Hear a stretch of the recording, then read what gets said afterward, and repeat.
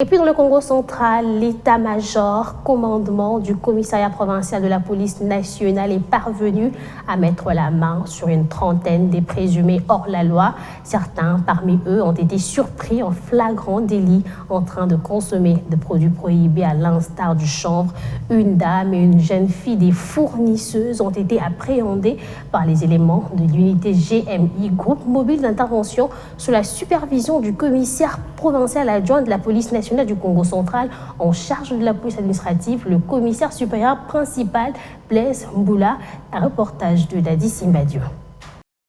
Loin de son bureau climatisé, le commissaire provincial adjoint de la police nationale du Congo central en charge de la police administrative, décidé et déterminé à en découdre avec l'insécurité qui a élu domicile dans plusieurs quartiers de la ville portuaire de Matadi, lance son va-t-en-guerre contre les hors-la-loi. Au cours d'une vaste opération diurne et musclée menée dans 4 coins périphériques du chef-lieu du Congo central, à savoir Runze, Pikambian, Kinza au village et Mva de les copains, les hommes du commissaire supérieur principal Blaise Mboula Kilimbalimba ont mis la main sur une trentaine de présumés malfrats qui troublent la quiétude des paisibles citoyens en sémant terreur et désolation dans ces différents coins de la ville de Matadi. Certains parmi ces présumés inciviques qui opèrent en gang de jeunes ont été surpris en flagrant délit en train de fumer du chanvre, produit pourtant prohibé mais qui consomment sans relâche pour se stimuler avant de se livrer à leur sale besogne. Leurs fournisseuses, cette femme et cette jeune fille sont elles aussi tombées dans les filets des éléments de l'unité GMI, groupe mobile d'intervention.